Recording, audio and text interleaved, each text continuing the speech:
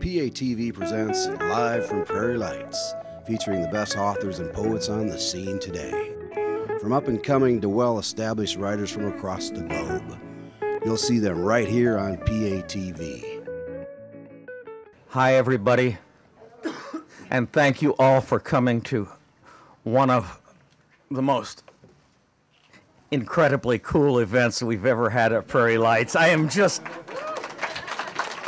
am so jacked up about this. This is a wonderful, wonderful local kind of celebration. Everybody loves a local hero, and Zach Wahls is one. Zach, who has been a student at the University of Iowa and Iowa City West High School, is not a hero in the real easy-to-define way. He's not a football star or an entertainer or a poet. Zach Wahls is a moral hero who spoke truth to power at a very important time. A bunch of people in the state legislature were discussing the subject of gay marriage, a subject they seem to have strong opinions on and little knowledge about. This was a subject that was near and dear to Zach's heart.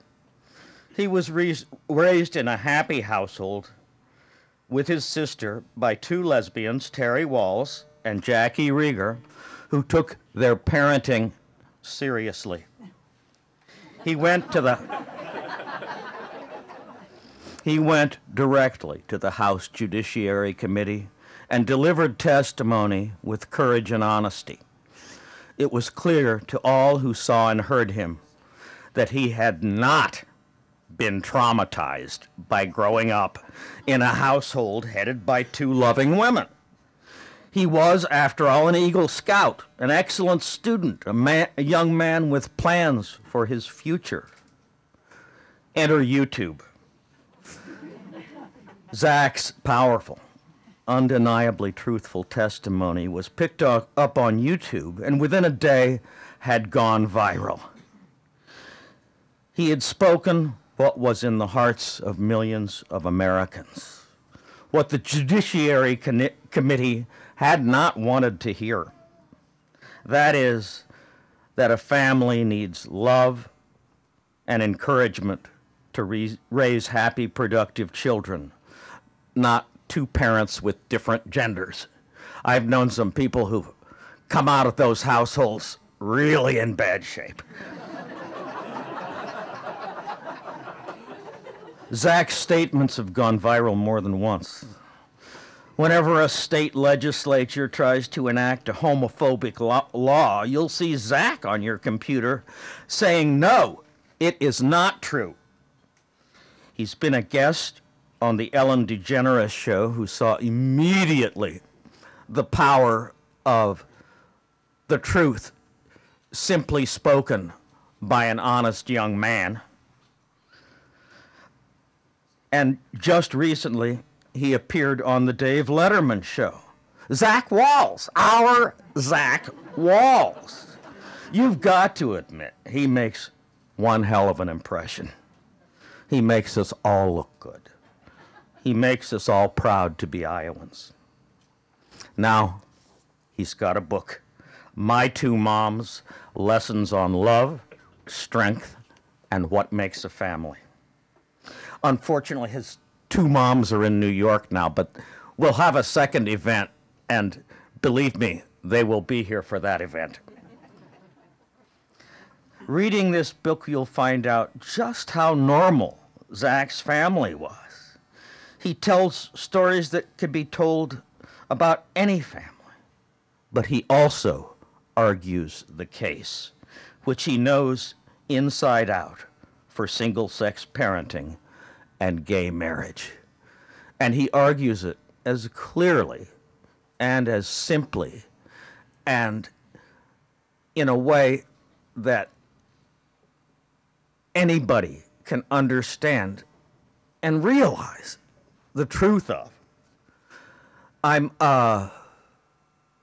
talked to Zach 2 or 3 times getting this stuff ready. He's always just so cooperative and so excited about doing it. And believe me, he's having some fun with this. But I want to introduce right now Zach Wahls, an Iowa hero.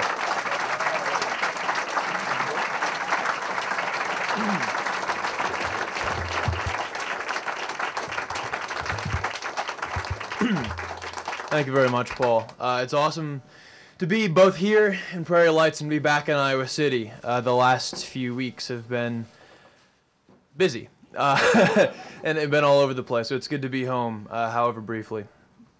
There is an appearance I think that you guys might be interested in tuning into on Monday night. You might want to watch your favorite fake news show at 10 o'clock, The Daily Show with Jon Stewart. Really looking forward to that.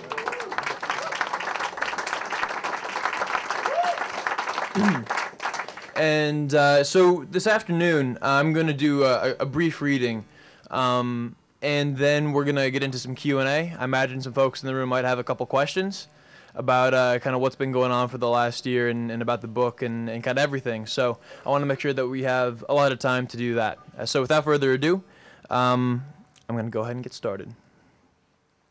Chapter 1, Be Prepared. Mine has always been a sit down and have dinner kind of family. So when I announced at a Sunday night supper that I was preparing to testify the following night at a state hearing on gay marriage, the four of us launched into a hearty conversation on the topic. Zebby, my then 16-year-old sister, was still shocked that anyone could possibly be opposed to the union our parents shared. Jackie, my non-biological mom, also known as Short Mom, wanted to know who would be there and how many people might show up, her protective den mother instincts kicking in. Terry, my biological mom, or tall mom, was eager to hear the remarks I had written so she could help me fine-tune them. My moms had always used our dinner table conversations as a way to prepare my sister and me for the daily challenges of life. From simple reminders to do our homework and practice the piano, to the more complex task of teaching us how to deal with the school bully, these nightly dialogues were both a safe harbor and a staging ground. It was around the dinner table that they introduced us to the book Teaching Your Children Values by Linda and Richard Eyre, which gives parents a year-long, month-by-month plan for teaching their children values such as self-discipline, perseverance, kindness, and honesty. Every night, since I was a young child, we'd share examples of that month's value. Although I'd usually just toss out a quick example en route to whatever was on my plate, over the course of nearly 2 decades, these moral explorations sank in. My mom's equipped me with a strong sense of right and wrong and taught me that the world is rarely black and white. It was around the dinner table that they carefully informed us of Terry's multiple sclerosis diagnosis. They explained why she'd been falling down so frequently, and why she would sometimes spend entire days in the master bedroom, paralyzed by pain.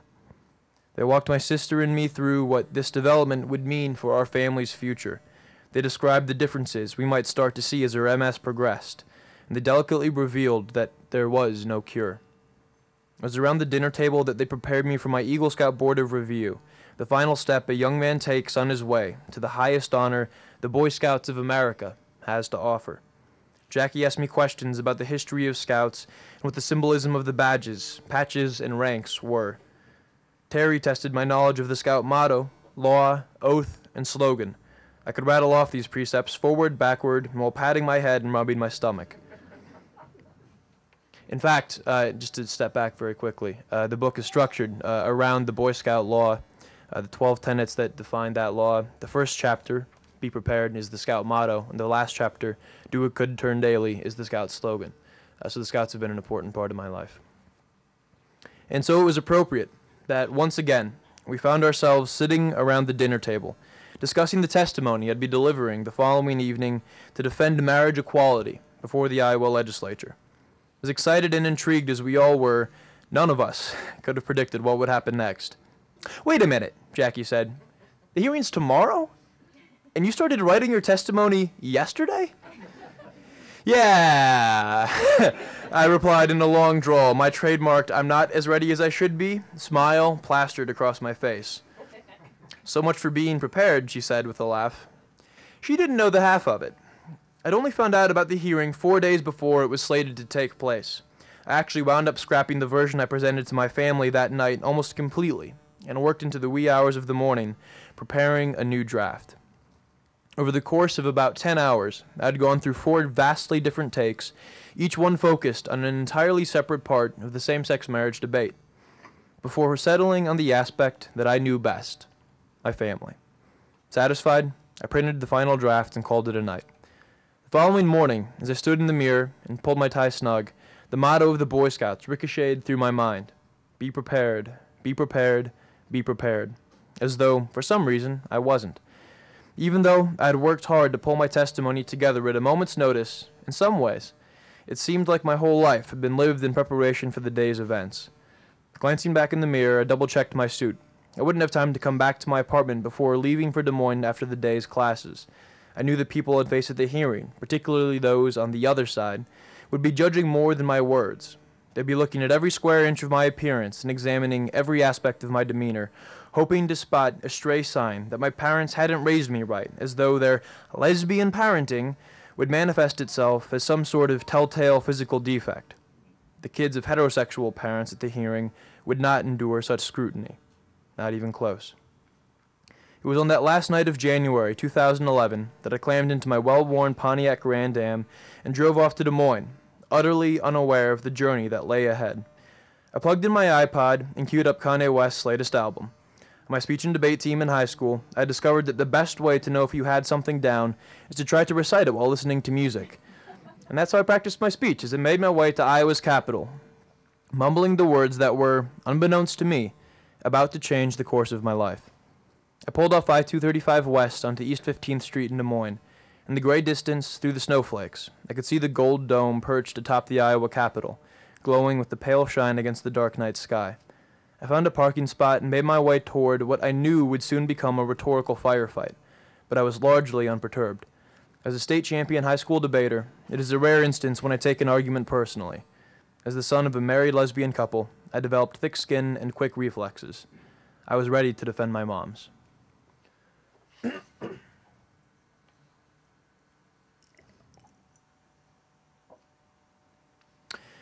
Trustworthy. On December 21st, 1996, Terry Lynn Wahls took the hand of Jacqueline K. Rieger and made public, openly and honestly, the highest commitment 2 loving people can make. They said, "I do." Jackie and Terry made it official by walking hand in hand down the aisle at our church to the theme song of Star Trek Voyager. They exchanged vows before our minister and God, and declared in front of friends and family the commitment of their relationship. It is a commitment that has endured much adversity. To say that Jackie wound up running our family as a single parent is a stretch, but at times it would not have been far from the truth. I sometimes wondered if Jackie, when she first met Terry, had known what was around the corner, if she would have turned on her heels, not that she ever wore heels, and run in the other direction. But I never asked her. I didn't need to. As I watched Jackie day after day, I witnessed firsthand what commitment means. She kept her promise. Jackie has always said that she noticed my mom before she met her. At just an inch sigh of 6 feet, Terry is hard to miss. But what Jackie really remembers about the night they met at a coffee house is that Terry sat down immediately to her right and smiled and nodded as Jackie told her about her life in Wausau, Wisconsin, and her work on her master's in nursing. It might have been called love at first sight had Terry not turned away during Jackie's soliloquy. Terry's hearing, as Jackie later discovered, isn't the best, and with the music in the room, she couldn't hear a thing Jackie was saying.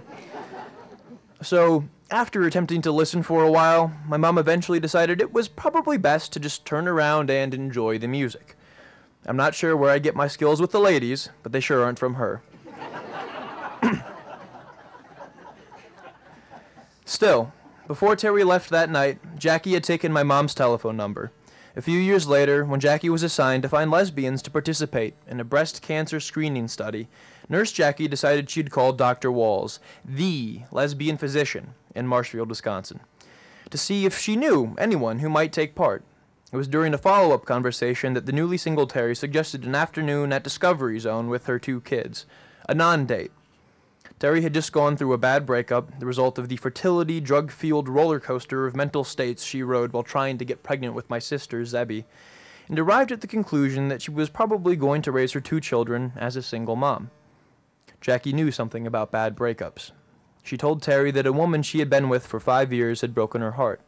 When Jackie discovered that the woman was having an affair, their trust was broken, and their relationship was over. Jackie, who had been a second mother to the woman's 4 kids, had been shown the door and shut out of their lives. 10 years before that, Jackie had been engaged to a young man. A few months into the engagement, however, after some serious soul-searching, she decided that if she couldn't be honest with her friends and family about her sexuality, she had to at least be honest with herself. She broke off the engagement, hoping she hadn't broken his heart, but knowing she had done what was right for both of them. Terry told Jackie the story of donor number 1033 and how, when I was 6 weeks old, she had visited her doctor for a postpartum checkup and decided she'd likely be trying to get pregnant again. Besides being really happy to be a mother, she wanted me to have a sibling. Bruce, one of her partners at the clinic, suggested she order sperm from the same donor, so her children would have the same biological father, and then keep the liquid vials on ice until she was ready. She went through hormone treatments that wrecked both her emotions and her relationship, but on the 10th and last vial from donor 1033, my mom got pregnant with twins. One of them died at 14 weeks, and she herself almost died while delivering. The last thing she remembers thinking in labor was, "Zach will be an orphan." When the fog lifted, however, she realized she hadn't died. I wasn't an orphan, and I had a baby sister.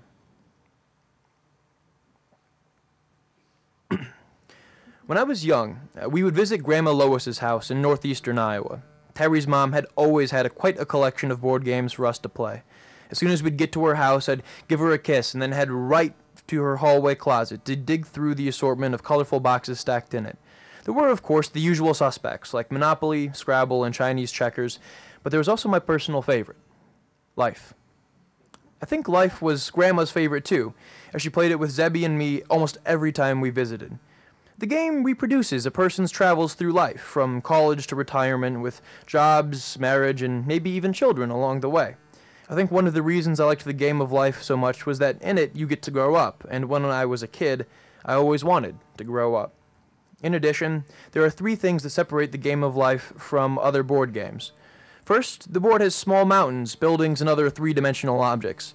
Second, there's the spinning wheel, which whirls around like the one on the Wheel of Fortune, Grandma Lois's favorite show. Third, the playing pieces are tiny plastic cars in a variety of colors, each with 6 holes in the top, to accommodate the blue and pink people pegs that are placed in the car throughout the game as each player gets married and has or adopts children. During one of our first games, must have been around 7 years old, definitely before sex had ever crossed my mind, we were playing, and I got married. I put a blue peg in the passenger seat of my game piece next to my own blue piece. Grandma Lois glanced at me with what I now recognize as a quizzical look. "Are you sure that's what you want to do?" she asked. "Yep," I said confidently. My best friends were all boys. Duh.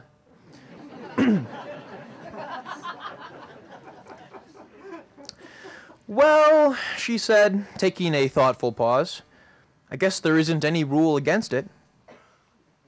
"Why would there be a rule against it?" I asked. Grandma Lois just smiled.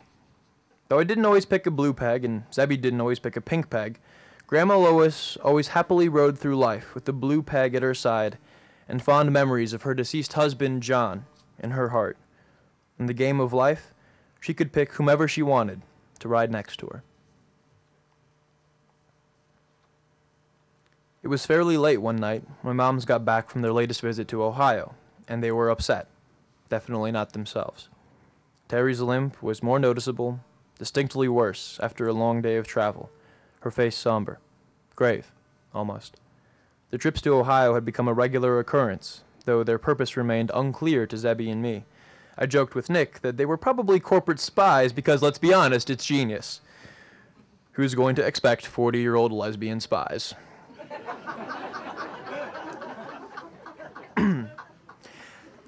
I hadn't questioned them much about their travels, perhaps because when Mom and Jackie would disappear for the weekend, our babysitter would be in charge. That meant staying up late, playing computer games, and eating all kinds of awesome contraband. I helped them unpack their bags and start the laundry, and we all sat down at the dinner table for a late supper that our sitter had prepared for us before she left. We exchanged some welcome home pleasantries, and after running through that evening's example of the value of self-discipline, Terry glanced at Jackie, that grim look still on her face, and nodded. Jackie reached down into her backpack, which she carries instead of a purse, and pulled out a handful of professional-looking trifold brochures. After a brief moment of choked silence, Jackie led us through a difficult conversation that fundamentally changed the trajectory of our family. Jackie told us that right before we moved to Iowa in 2000, Mom had been diagnosed with multiple sclerosis. Jackie went on to tell us a few things about the disease and how they were treating it. Her words sounded foreign. I sort of stopped listening. Terry really didn't have anything to say, not because she didn't have something to contribute, but because she couldn't find the words to do so. I would later learn that in Ohio, they had been visiting the Cleveland Clinic, one of the world's most advanced MS treatment centers, looking desperately for ways to slow Terry's physical deterioration. Depending on the expert, her prognosis was either really bad or really, really bad. And her diagnosis had just been adjusted from primary progressive MS to secondary progressive MS. The pace of her decline was accelerating. After the conversation was over, and I had bussed the family's dishes, I quietly retreated to my room, overcome by shock and uncertainty. I tried to read some Star Wars books to take my mind off what we had just discussed, but it didn't work. So I just lay in my bed, thoughts wandering, simultaneously wishing that I had paid closer attention to Jackie's lecture, and incredibly glad that I hadn't. When everyone else went to sleep that night, my worried curiosity got the best of me, and I slunk back out to the kitchen to carefully review the brochures. There was a list of symptoms that, even though I was a good reader, was way above the average adult's understanding, let alone that of a smarty-pants 12-year-old. Optic neuritis, I have a book of optical illusions, nystagmus, ocular dysymmetry, what? Cognitive dysfunction, cognitive. We had that in vocabulary. That means to think. Dysfunction. Is that like malfunction? I know what that means. Spaceships in Star Wars have malfunctions all the time. Is her thinking broken? I kept reading and slowly gathered that MS was a disease that affected the brain and spinal cord, resulting in the loss of muscle control, vision, balance, and sensation. The bit about losing feeling didn't make much sense, as I knew that my mom had been having painfully strong sensations in her face. The zingers, as she had come to call them, were intense bouts of face pain that she first felt in medical school. She describes a zinger as an electrical sensation that is much like putting your finger in an electrical outlet, a debilitating burn that will not cease on any terms but its own. Sometimes they'd get so bad that they'd push her up against a wall. While powerful medication can, for a short time, put her zingers on the defensive, once they start, not even formidable narcotics like morphine can stop them. One of the brochures folded out to show a medical diagram of a female body. It had a list of symptoms from blurred vision to muscle weakness, and arrows pointing from the list of words to almost every part of the body. There was also a dramatic statement that I understood with frightening clarity. There was no known cure for multiple sclerosis.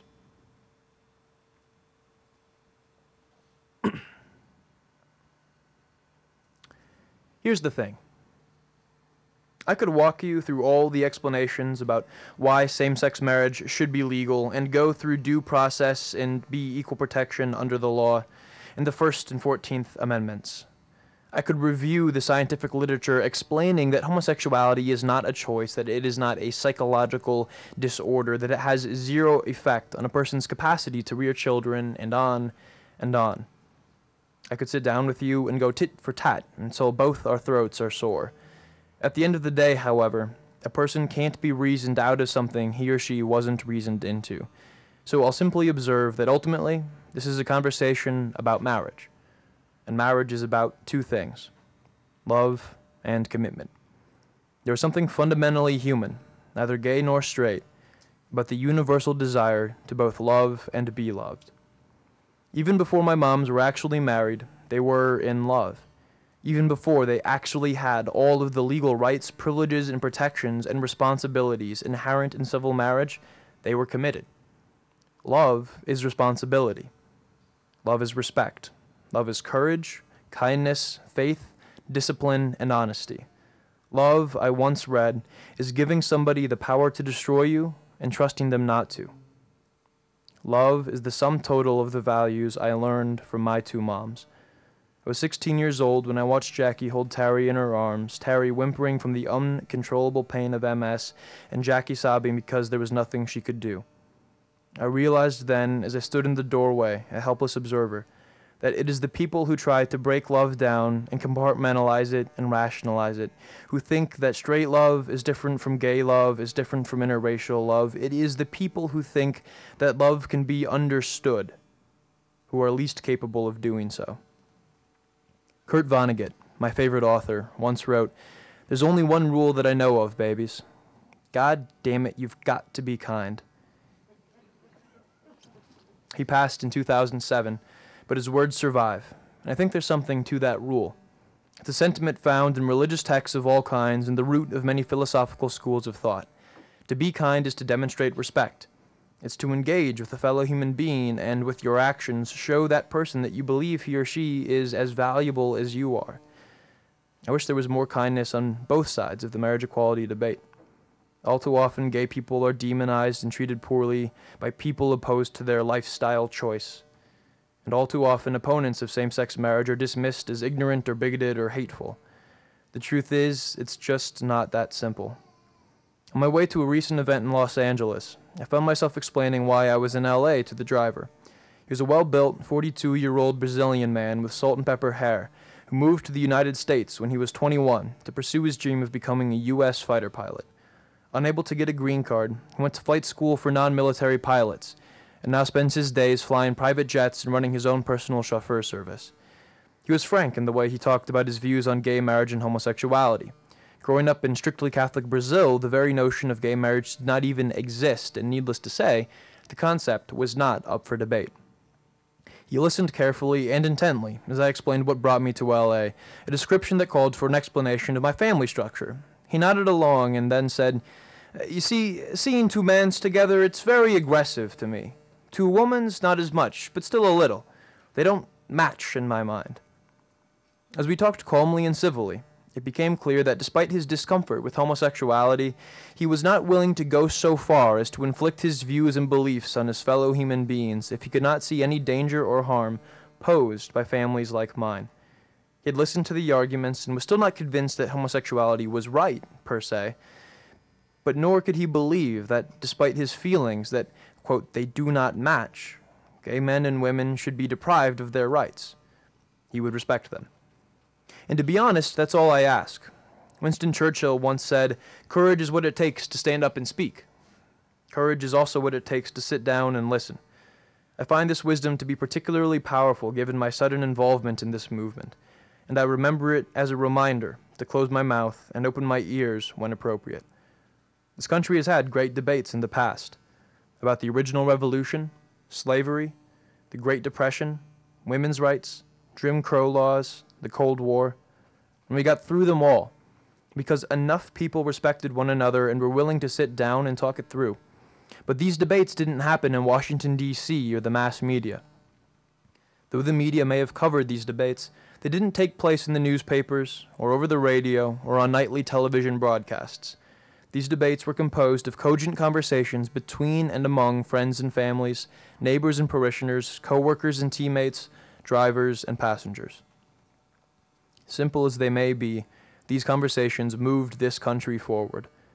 I believe that we all possess the power to shape the narrative that describes the human condition. Such sculpture is not necessarily for what we each believe to be the better. What I view as liberation may to another be seen as oppression. But the inscription of our values on the arc of history comes with a responsibility that cannot be taken lightly. As fiercely as you and I may believe that what we believe is true, we must also recognize the autonomy and dignity of those around us and those affected by our choices. Darkness, after all, cannot extirpate darkness, just as hate has no hope of ever erasing hate. Only light, love, and tolerance, even and particularly of those with whom we most disagree, have a prayer of doing that. Thank you all so much.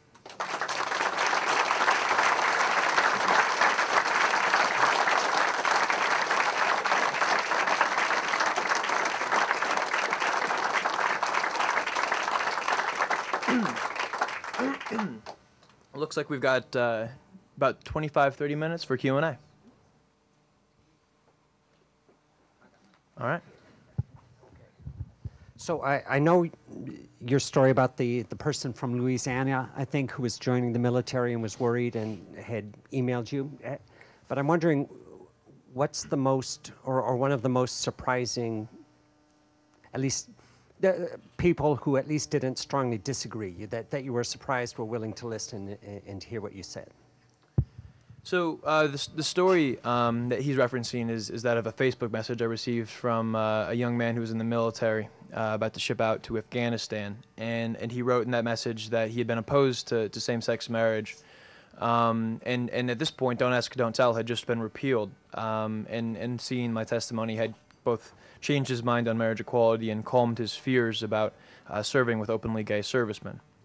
Beyond that, there have been a lot of moments along the way, and I continue to be just taken aback every time somebody finds a new perspective in my words. There have been a lot of LGBT people who I've talked with and have told me that they've found the courage to come out after listening to me talk, or simply to understand that they can actually be parents after having been told for a lifetime that they can't.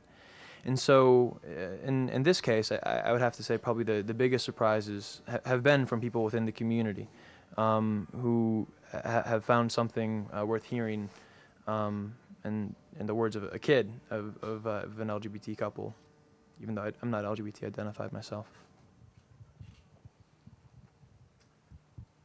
First of all, let me just say how clear it was to me that Paul was right on spot in introducing you. The clarity, the authenticity of your prose is just astounding.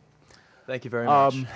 I wanted to ask, it's interesting to me that you have organized this material around a list of precepts of scouting. Mm-hmm. And whether there was any battle within you that might have touched on the irony of scouting being at a national level such a homophobic organization. Definitely. Actually, and I don't think anybody from my publisher is here, so I get to say this. This was not the original subtitle of the book. The original subtitle of the book was My Two Moms, or Everything I Need to Know About Gay Marriage I Learned in Boy Scouts.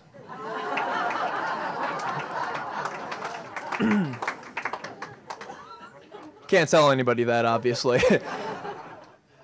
Somewhere online. Yeah, the internet's a funny place. Obviously, that was not the title that we wound up going with.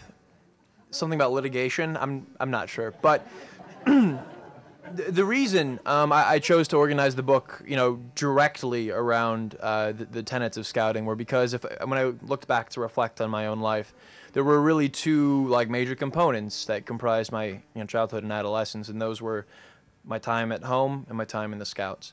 And so I thought, what better way to talk about my time at home than with my time in the Scouts being the model around which to do that. Now, obviously, the Scouts at a national level do have this policy about not allowing quote-unquote avowed homosexuals, whatever that means, to participate in the program as either leaders or as participants. And this is obviously something that has frustrated me to no end. Y'all might have heard of that woman out in Ohio, Jennifer Tyrell, the lesbian dead mother who was forced to resign from her position because she's a lesbian. There's some really other interesting aspects of that case, and I actually met Ms. Tyrell last week. But the fact is that her sexual orientation was used as a pretext for her dismissal.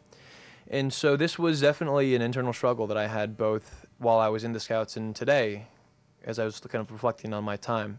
And what I see is an analogy between the Boy Scouts and the United States of America. Look at the federal government, which has this policy through the Defense of Marriage Act that singles out same-sex couples, and to this day discriminates against gay people in a very similar way that the Boy Scouts does, also at a national level. When it comes to the implementation of that policy at a state and council level, however, that policy is left up to the councils, much like you have with federalism. Obviously, Iowa, as a state, does not choose to engage in that kind of discrimination. And so I was not willing, and likewise, even though this is obviously an issue that is extraordinarily important to me, my family and I aren't emigrating from the United States. This country means so much more to us than that single policy. that, similar with scouting, I'm not willing to discard my entire experience in the Scouts because of that one policy. I've continued to push for and will continue to push for changing that policy, and I hope that we'll see that change before the Scouts loses its relevancy to this society, which has chosen not to engage in that kind of discrimination. But for the moment, I'm unwilling to throw the baby out with the bathwater. I was wondering if you can explain maybe how has your 5-year plan changed from the day before you gave your testimony to now? Oh boy. So when I gave that speech, I was in the middle of my second year as a civil environmental engineering student at the University of Iowa. I withdrew from classes last fall to focus on speaking and writing and advocacy full-time, and I'm planning on returning to school in 2013 in the fall, perhaps spring of 2014. My focus is still on getting my degree. I've still got 2 years to go, so I'm planning on graduating with a BS in civil environmental engineering and a BA in sustainability studies. And at that point, I'm not really sure what happens. Before, I've been really hoping to actually do a tour with the Peace Corps, and that's something that I'm still thinking about. I've got a lot of close mentors who were involved with that program and speak, extraordinarily highly of it. And obviously, growing up in the Boy Scouts and with my mom's, service was a huge part of my life. And so, I do hope to continue to serve others, and I'm not necessarily sure what form that will take over the next 5 years. If there's anything I've learned in the last 15 months, it's that you really can't tell what's going to happen next. So I'm trying not to, get too defined into what I will or will not be doing. Zach, thank you for your comments, and I think the state and the country need an eloquent leader like you. And I wonder if politics is in the cards. At this point, it's something that I've thought about and will continue to think about between this book coming out and a book tour, and I will be doing a lot of speaking in the fall, both at colleges and here in the state. I'm going to be working with One Iowa on their Why Marriage Matters tour to have these conversations all across the state. I think there are probably bigger ways that I can, or more important ways that I can be involved with this movement in particular than running for elected office. We have some amazing people who are in office and advocating for families like mine. I see a couple of those folks here in the audience today. But it's something that I will think about, but it's not something that at this point I'm actively pursuing. A lot of other things on my plate at the moment.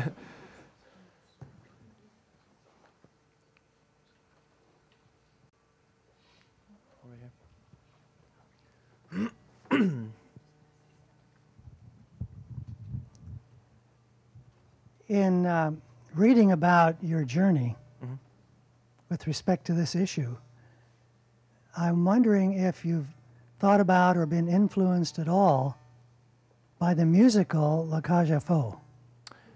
No. Am I missing something?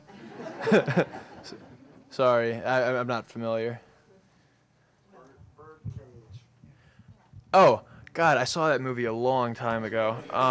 This is a musical we saw decades ago. Okay. I mean, it's part of our generation. Gotcha.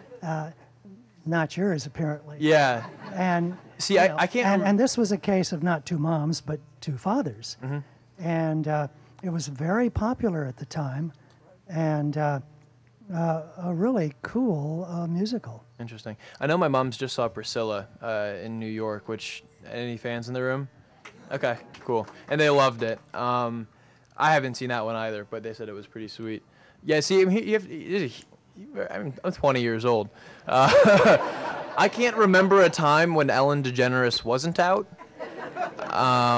or like when Neil Patrick Harris wasn't awesome, and so yeah, sorry. On the school board of a nearby school district, have been for 13 years.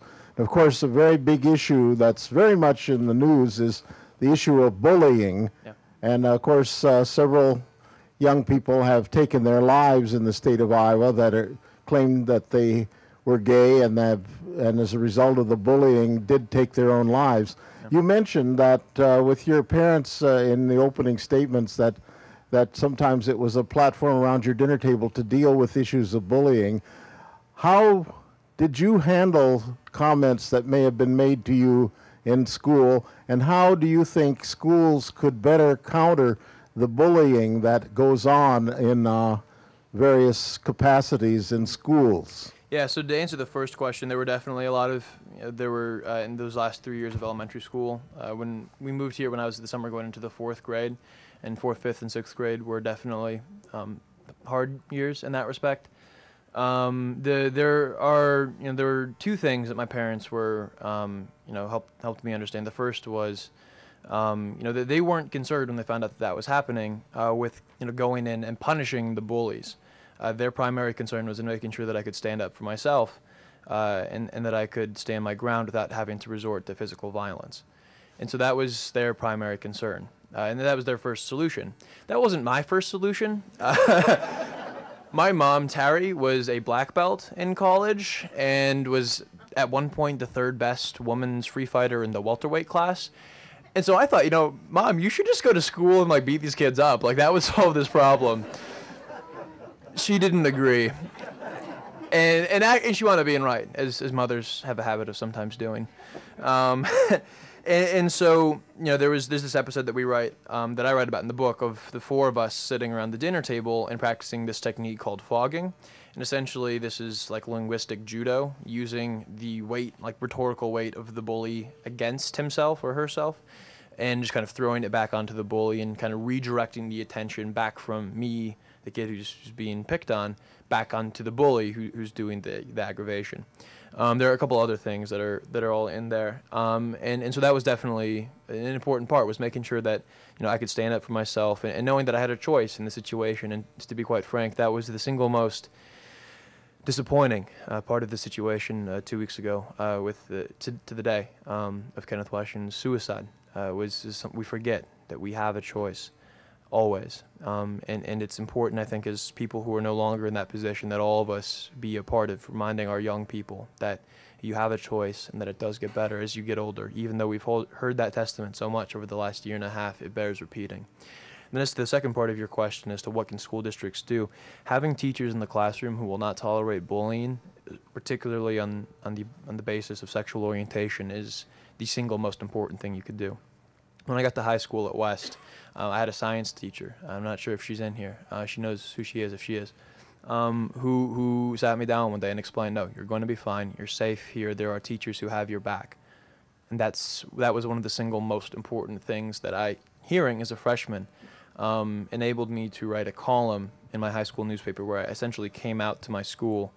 And that was really what set me along this whole journey and kind of brought me to this microphone this afternoon. But making sure that your teachers at all levels of K through 12 have a zero tolerance policy for that kind of harassment, and knowing that the students know that's the case is the single most effective thing in my experience. Hi. I'm a teacher. I'm also a lesbian parent, and we have 2 sons. My oldest is about to be 20, goes to the University of Washington, St. Louis. Mm-hmm. And my youngest is a high school senior. And same when we age got as me together, and my sister. Yeah? Sebby's a senior exactly. So a lot of what you're saying is relating to this. My partner also has lupus, so Wow. we have some similar medical issues to deal with. When we got together, my partner had the 2 children. They were 2nd and 3rd grade. Mm-hmm. So my youngest one came home, and we were trying to deal with this. As a teacher, I'm not completely out in the school district that I teach in. Most of the teachers know, but not the kids, because that's frowned upon. Mm-hmm. And that's something I fight against, because I feel like I could empower a lot of people if I were able to be more out. Mm-hmm. But my son came home and said he got in a fight. I said, what happened? He said, he hit me because my mom's gay. And I said, well, how did he know this? Because this was, we were trying to kind of keep it a secret. He said, well, I told him. And I said, well, what did you do? He goes, well, we were on the playground, and I said, my mom's gay. And I said, well, Ryan, why did you say that? He goes, well, why wouldn't I? Yeah. And that was like one of our first, like, we sat down as a family and said, look, we got to talk about this. Not everybody's going to respect us, right. but we're going to do the best job we can as parents. And we hope that you guys will be proud of us, and, you know, we'll be proud of you. But along the way, we have a lot of, even now with my son at WashU, and I'm here because he's playing baseball in Cedar Rapids tomorrow. You know, he's on a baseball team, he's the guy, and, you know, I played softball, thank God, you know. But there's still, for him, we're always constantly trying to find the balance where we're not ashamed of ourselves, but we don't put him in a difficult situation. And so I guess my question to you is there something your moms could have done to make it easier for you? There may have been, but I wouldn't change a thing. From the very beginning, Terry, you know, told me from before I could even understand, you know, how I was conceived, that she was a lesbian woman. Some kids have a mom and a dad. Some kids have one mom, one dad. You know, two dads, two moms. A family is not just a straight, legally married WASP couple with 2.5 kids, a dog, and a white picket fence. You know, a family is a group of people who love each other. And so, you know, there were certainly a lot of moments in my childhood where I wasn't, you know, as brave as your own son. I didn't mention that my parents were gay. And there were times I straight up lied about it. And that was self-preservation or something. And so it's a fine line to walk. There's no doubt about it. And something that I write in the book, and something that I try to emphasize, however, whenever I'm out talking, is that even though there were a lot of challenges that we did have to go through, and sometimes, you know, Rick Santorum will throw that in your face. He's like, look, these kids of LGBT parents have a lot of challenges you know, because they have gay parents. It's true. There are a lot of challenges that, you know, your son and I had to go through because we have lesbian parents. The difference and the nuance that Mr. Santorum does not understand is that when he says that there's a problem with having gay parents, or a problem with gay marriage, or a problem with homosexuality, he is creating the problem.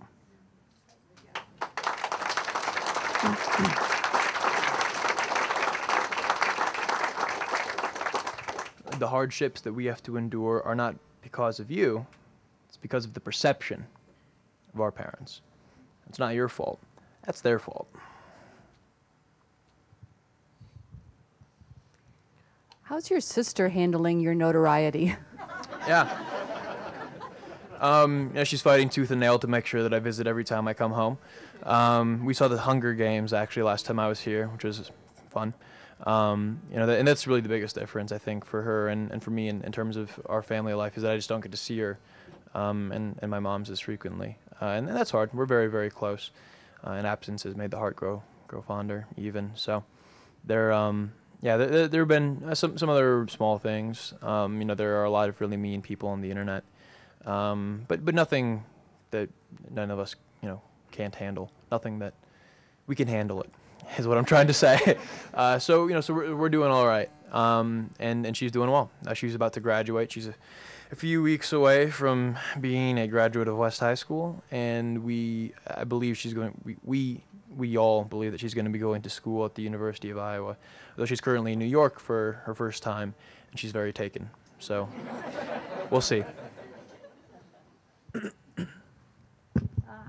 I'm going to another movie, and I can't remember the name of it. Julianne Moore and Annette Bening. Ah, It was kind of your kids are all right. And I just wondered if you're all right. Okay, kids are all right. Yeah. If you've had any, somehow their biological father found out who they were. Well, yeah. So it's a movie by Lisa Cholodenko, and I think you really have to. I think you really have to be familiar with her canon to understand that movie, because if you watch other movies that she's directed, sexual experimentation and gender, this whole thing, experimentation is a very large part of it. It's a theme that runs through most of her works. And so, you know, that's the reason why Julianne Moore's character and Mark Ruffalo's character have that really weird thing. But my biggest problem with the movie wasn't even that episode, which was kind of just weird. Well, right. So what happens in the movie is that Josh Hutcherson's character, Laser, the younger boy, really wants to find their sperm donor, who they know somehow. You wouldn't actually know this, by the way. This is creative license. Somehow knows that he's nearby. You actually can't contact a donor until the youngest child is 18. So that's another just factual inconsistency. But further, I've met a lot of kids who have same-sex parents, not a or just donor inseminated babies for whatever reason, and none of them have ever expressed that level of like longing or desire to meet a biological parent. You see the same thing with kids who are adopted at birth. What's the more important bond than a biological one, even though obviously that's something that we all know is very important. The emotional connection is even more so. And so, we haven't tried to contact him and can't even, if we wanted to, until Zebby turns 18. And then another, I think, in part of this maybe was he hasn't contacted us simply because he doesn't know who we are. We know his donor number, which we know, but he doesn't even know what his donor number is. So there's really no way of finding us. Although with like 20 million views, I guess there's a fairly decent chance he has like encountered my existence, or certainly significantly more likely than before this whole thing happened. But we don't really know. We haven't been contacted by anybody claiming to be him. No Annie situation going on. So. Here we are at this wonderful Prairie Lights that celebrates writing. Mm-hmm. Can you tell us something about your process writing this book? Yeah, so this is obviously my first book, and I was a column. That's right, obviously my first book. And before this happened, I was a columnist for the Daily Iowan, and I wrote for the West Side Story, the West High student newspaper, and I wrote for the Press Citizen in their writers group. So I've been writing for a long time, and I definitely benefited from having these chapters are longer than my columns were by quite a bit, but they're broken down into smaller sections that are actually not too far from writing columns. And so the process was also tricky because I had a co-author, a guy named Bruce Littlefield, and he lives out in New York. And our process was, do you know what Google Docs are? Okay, so it's this thing on the computer where you can edit a document like in real time with somebody else who's thousands of miles away. And so I sat at my desk in my apartment in Iowa City and I wrote, and he edited, and like we were Skyping too. So we were like talking as I was writing, and he helped kind of edit things in real time. That happened after we had talked for basically like 3 weeks out in New York, just talking like and recording the whole conversations and getting everything written down and trying to just like download the whole life story. And then we kind of cut it up and figured out what the good arc would be. Then I went back and and if you read the book, there's sections in every chapter called the merits section. Like the merits of being helpful is one, and there are merits for each of those 12 body chapters, and those are really just kind of some of my own reflections and thoughts and everything. So all my reflection, and all the words are mine, although I did have a lot of help in putting them all together. You say merits, as in merit badges? As in merit badges. Although you don't get merit badges for the values of the Scout Law, you just have to know why they're important. And so, yeah, that was also intentional.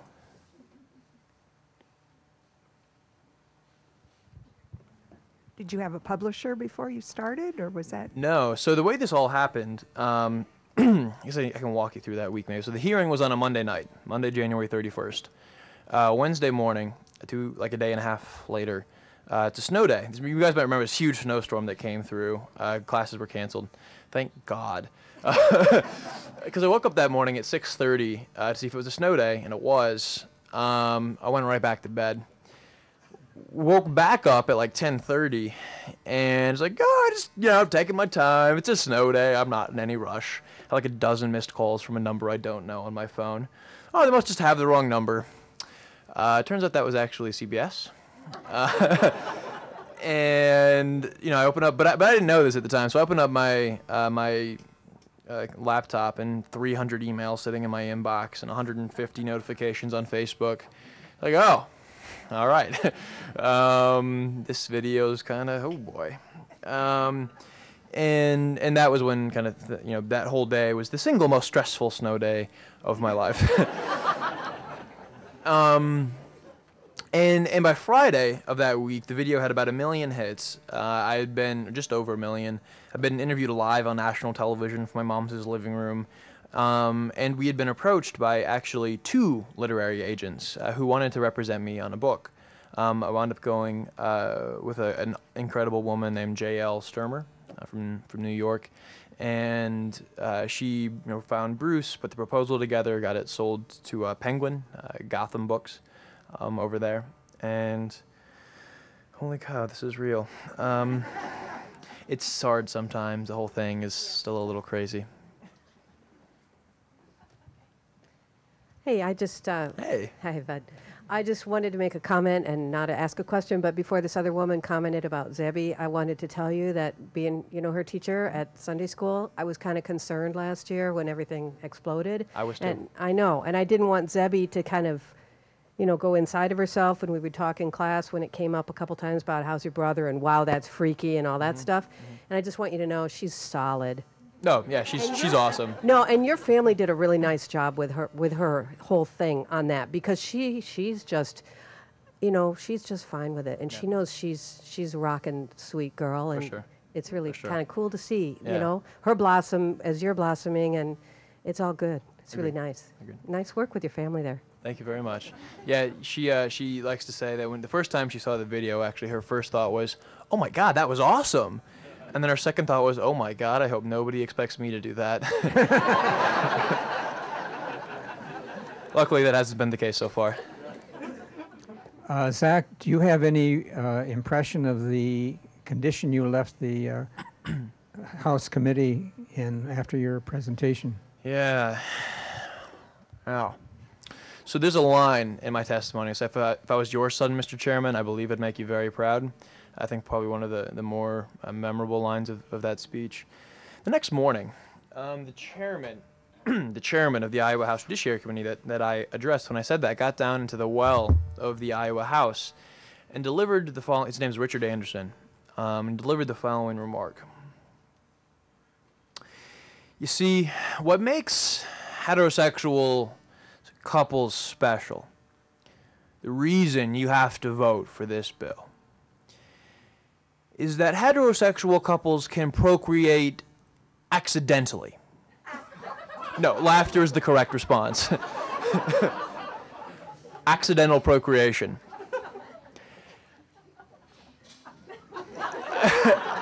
I don't even know what to say to that. So unfortunately, even though he was squirming a little bit when I was making the speech, I could see him kind of like, ooh, okay, up there at his desk, or I guess kind of the thing up there that they sit behind when they're having these hearings. It's not a desk, but it's a thing. And so, unfortunately, they did wind up passing HJR 6, 62-37. Thankfully, it died in the Iowa Senate. The leadership of Senator Mike Gronstal cannot be overstated with that. Now, seriously, he deserves a round of applause. You have to remember, Mike is a guy from Council Bluffs, not exactly the People's Republic of Iowa City. It's a little different out there. So to have him stake his career, and he's up for re-election this fall for the first time ever since this ruling in 2009, he put his career on the line, in defense of what he thought was right. Not a whole lot of people willing to do that these days. All right. One last question. Iowa legalized same-sex marriage for a civil rights issue. What differentiates ESA from other states, and what do you think it'll be a national law? Yeah, so the question, I think you asked some of it before you got caught there, was, so Iowa's legalized same-sex marriage, views it as a civil rights issue, but a lot of states haven't, obviously, and don't recognize it as a civil rights issue. And the reason I think that there is this disconnect is because civil rights tend to concern immutable characteristics. And this is the single largest difference between the current struggle for full equality for LGBT people and previous civil rights struggles that we've seen in the past. Obviously, with women's suffrage or civil rights during the 60s, nobody doubts that being a woman or a person of color is not a choice. You're born that way. It's something that's, you can see it, you can sense it. It's not invisible, like sexual orientation or gender identity, which are obviously also innate characteristics, but not, your skin color doesn't turn blue depending on how gay you are. Sometimes I think that would actually be kind of useful, maybe, and would make, this issue just like a complete, non-issue. And it would also, I think, illuminate a lot of Republican members of Congress.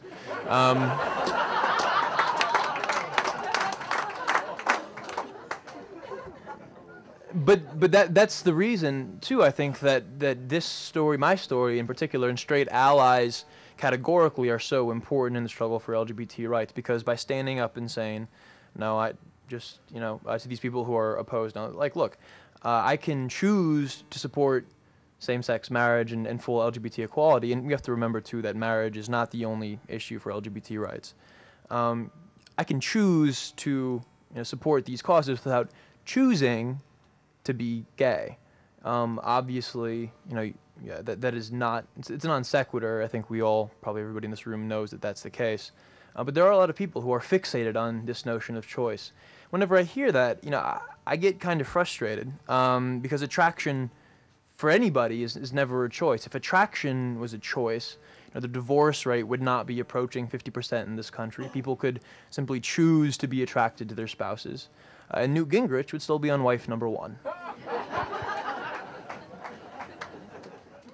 So the reason I think that we've seen progress in these 8 states is we've gotten to a point where we do understand, no, look, LGBT status is not a choice, whether that's been through the legislative process or the judicial process.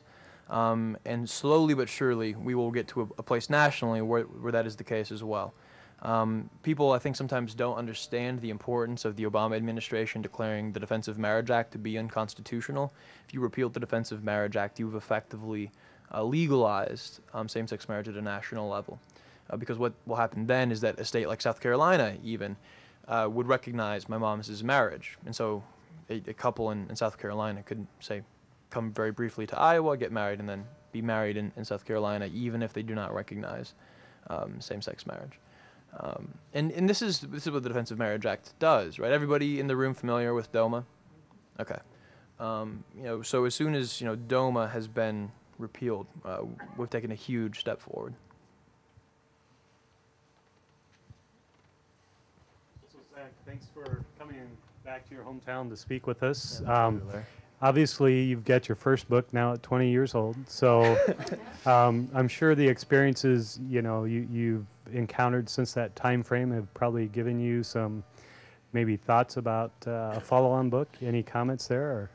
Yeah, there have been a couple of ideas that we're tossing around. I personally would love to just kind of put together like a short manual that would kind of be like an overview of the history of LGBT rights in the United States, because it's not something that we talk about. I think it's sometimes easy to forget and not be aware of that history, and then maybe like a state-by-state analysis of where it is everywhere, and then kind of like a how-to guide, some practical tips on sharing your own story, how you can get involved, what that engagement ladder looks like, and then do that like as an ebook, so you can keep updating it as things change. I think that would be really cool. But as I mentioned, between this book and all the speaking in the fall, I'm just trying to tread water at the moment, let alone keep moving forward. So, any last questions? It looks like we got one more in the back, and then I think that'll be it.